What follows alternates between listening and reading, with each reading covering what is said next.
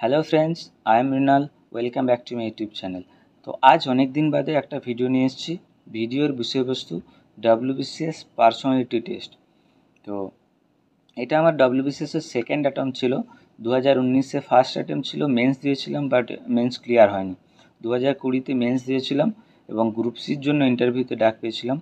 তো এটা আমার WBCS এর ফার্স্ট ইন্টারভিউ ছিল। আমার MCQতে স্কোর ছিল 530, আর জেনারেলে কাট অফ হয়েছিল গ্রুপ সিতে 726, যাদের পিটিতে ডাকা হয়েছিল। আর আমার হয়তো অ্যাপ্রক্সিমেট মার্কস ছিল 740 থেকে 45। ফাইনাল কাট অফ নিয়ে আমি পরে ডিসকাস করছি। তো এখন দেখে নেওয়া যাক। আচ্ছা, এই দেখো WBCS 2020 গ্রুপ সি আমার 4th দিনে ইন্টারভিউ ছিল এবং বোর্ড ওয়ানে আমার সেকেন্ড হাফে ফার্স্ট আমি ক্যান্ডিডেট ছিলাম।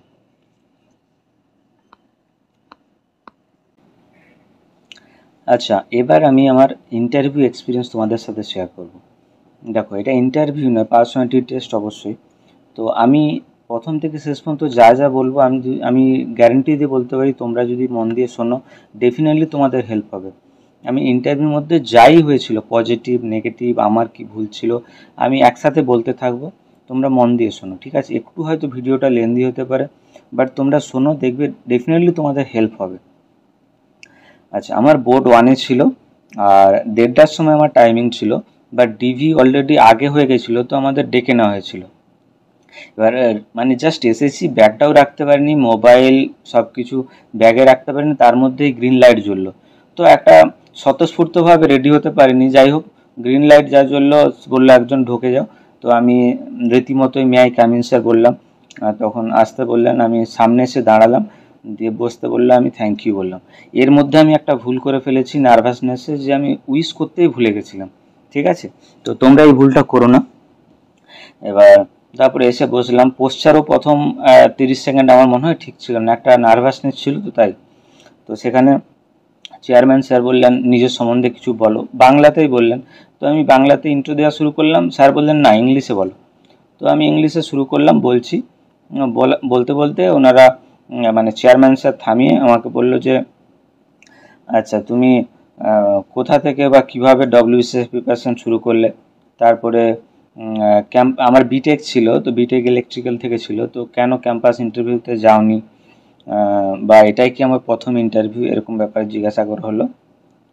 তারপরে এবার স্যার কোশ্চেন জিজ্ঞাসা করা শুরু করলেন। ফিনান্স কমিশন, নীতি আয়োগ, প্ল্যানিং কমিশন, তারপরে পোস্ট প্রেফারেন্স জিজ্ঞাসা করা হলো। তারপরে GDP share in defence sector, এগুলো জিজ্ঞাসা করলেন। তারপরে গ্রিন রেভলিউশন নিয়ে জিজ্ঞাসা করলেন। তো মোটামুটি এরকম কিছু কোশ্চেন করার পরে স্যার বললেন যে, ঠিক আছে, আমি এবার র্যাপিড ফায়ার করব। আমি কিছু পার্সোনালিটির নাম বলবো, তুমি তার সম্বন্ধে যা জানো, যেটা মোস্ট ইম্পর্ট্যান্ট, সেই জিনিসগুলো শেয়ার আমাকে বলো। তো প্রথমে আইকে গুজরাল বললেন, তারপর পিভি নরসিমহা রাও, তারপর ডক্টর মনমোহন সিং, তারপর ভিপি সিং, তারপর চৌধুরী চরণ সিং। তো চৌধুরী চরণ সিং নিয়ে বলতে গিয়ে আমি ওনার সম্বন্ধে কিছু বললাম, যেটা শুনে স্যারে খুবই ইমপ্রেস হলেন আমার মনে হয়। তো উনি বললেন, যদি তুমি বার্থ প্লেসটা বলতে পারো তাহলে আমি খুবই খুশি হব। তো আমি বার্থ প্লেসটা জানতাম না, তো আমি সরি বললাম স্যারকে, জানি না। তো তারপরে সিদ্ধার্থ শঙ্কর রয়, মানে অ্যাকচুয়ালি আমার যেহেতু তমলুকে ওখানে বাড়ি, তো সে আমার পূর্ব মেদিনীপুরে বাড়ি, তো ওখানে স্যার এটা জিজ্ঞাসা করলেন, কারণ আমার যেহেতু এটা মানে প্লেসে, আমার মানে লিভিং প্লেসের জন্য এটা জিজ্ঞাসা করলেন। দিয়ে অজয় কুমার মুখার্জি ব্যাপারে জিজ্ঞাসা করলেন। তারপর sexual violence in work place, এই ব্যাপারে একটু জিজ্ঞাসা করলেন। তো চেয়ারম্যান স্যার, মানে আমি যতটা বুঝলাম, যে প্রথমে যে নার্ভাসনেসটা ছিল, তারপরে মানে ইন্টারভিউটা এমনই স্মুথ গেছে, আর আমার মনে হলো যে খুবই খুশি হয়েছেন। মানে চেয়ারম্যান স্যার নিজেও বললেন, বা তুমি তো বেশ ভালো জানো, স্যাটিসফাইড হচ্ছি যে অ্যান্সারগুলো দিচ্ছি। তো তারপরে সেকেন্ড মেম্বার বলছেন, বাহ, তুমি তো ভালোই খেললে, এবার তোমাকে আউট করতে হবে, দাঁড়াও। দিয়ে বলে, তুমি ইলেকট্রিক্যাল ইঞ্জিনিয়ারিং পড়েছো, বিটেক করেছো, তারপরে এদিকে আসছো কেন? আমি তখন পোস্টালে জব করতাম, পোস্টাল অ্যাসিস্ট্যান্ট।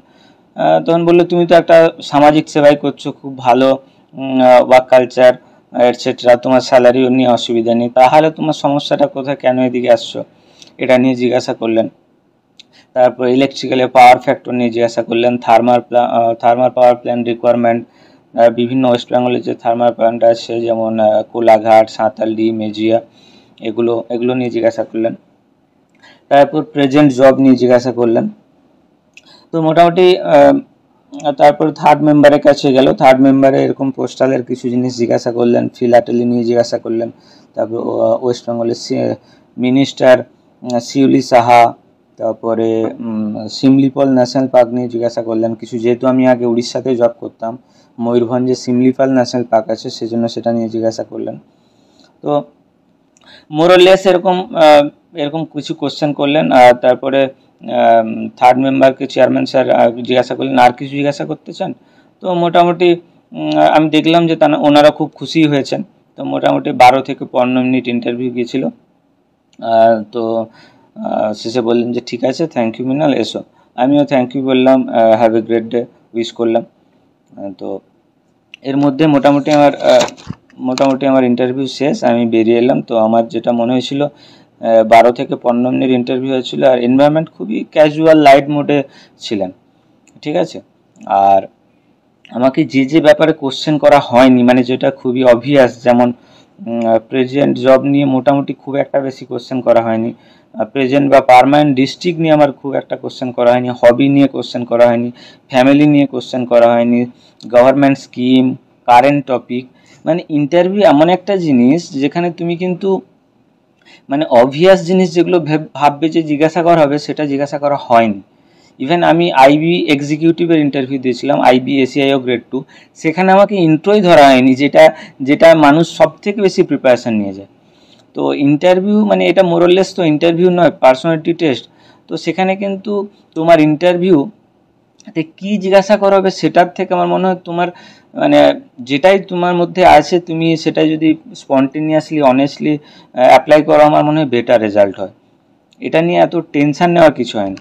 তো যাই হোক, আমার ওভারঅল ভাইব আমার মনে হয়েছিল যে আমার ইন্টারভিউ খুব ভালো গিয়েছে। ডেফিনেটলি আমি প্রথমে উইশ করিনি, এটা একটা ফল্ট ছিল, আর একটু নার্ভাস ছিলাম প্রথমে, বাট শেষ পর্যন্ত আবার ইন্টারভিউটা খুবই ভালো মুডে কেটেছে। ইভেন আমার মনে হয়েছিল আমি ভালো অ্যান্সার দিয়েছি।